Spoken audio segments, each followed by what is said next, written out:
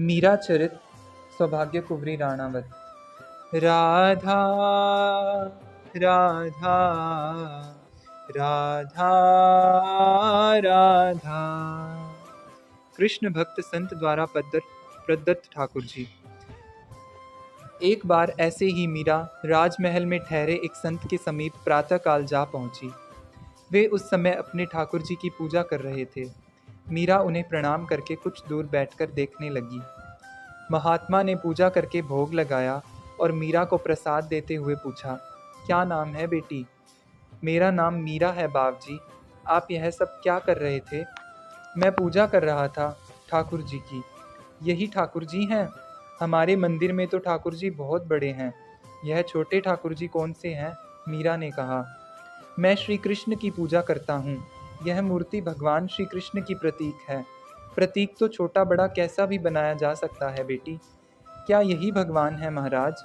अथवा ये भगवान नहीं है? मैं समझी नहीं। बेटी, भगवान तो सर्वत्र हैं। वे इस मूर्ति में भी हैं। जो सर्वत्र है उसका अपनी रुचि के अनुसार कैसा भी प्रतीक बनाकर श्रद्धा अर्पित की जा सकती है। जो सर्वत्र है महाराज, उसकी पूजा भी तो सब कहीं की जा सकती है।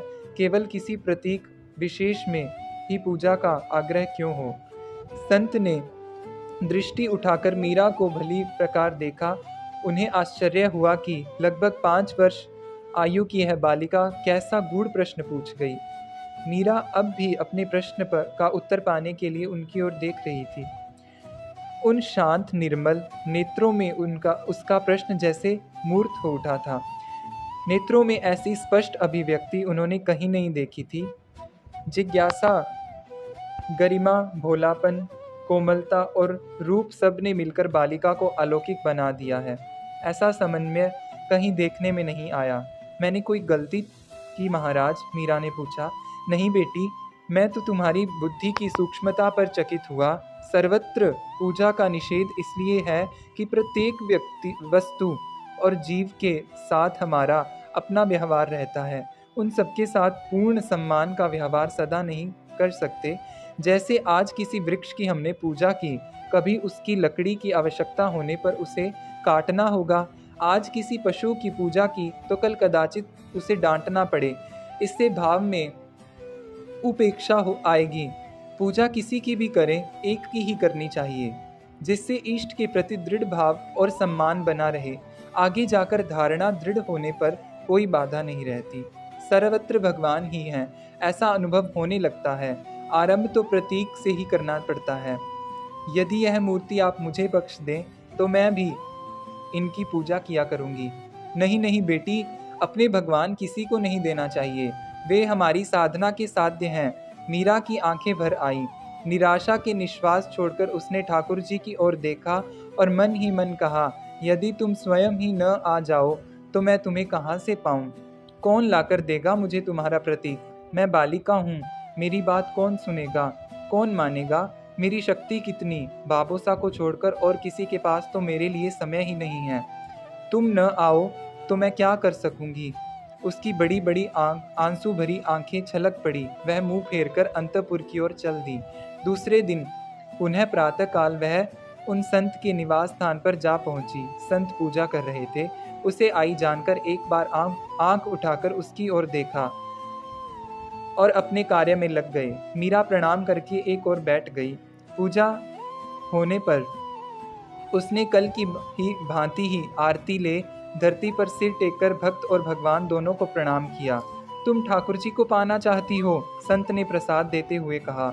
हाँ बाप जी, किंतु ये तो आपकी साधना के साध्य हैं। कहते हुए मीरा का कंठ कांप गया।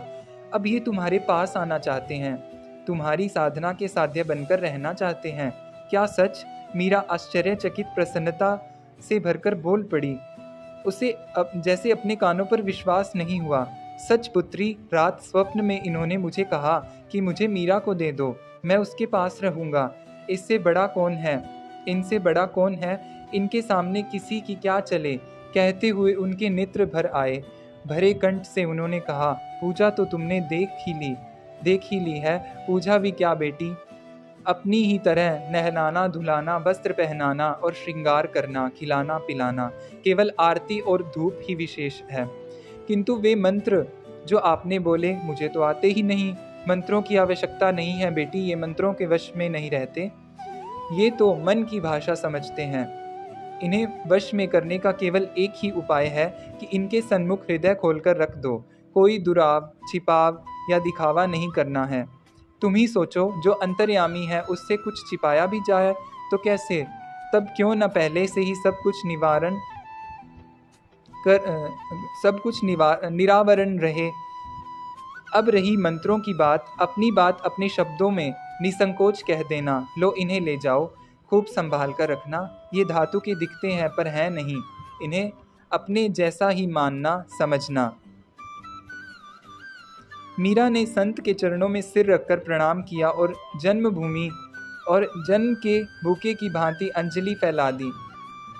संत ने उसकी अंजलि में प्रसाद की भांति ठाकुर जी को रख दिया और सिर पर हाथ रखकर गदगद कंठ से आशीर्वाद दिया।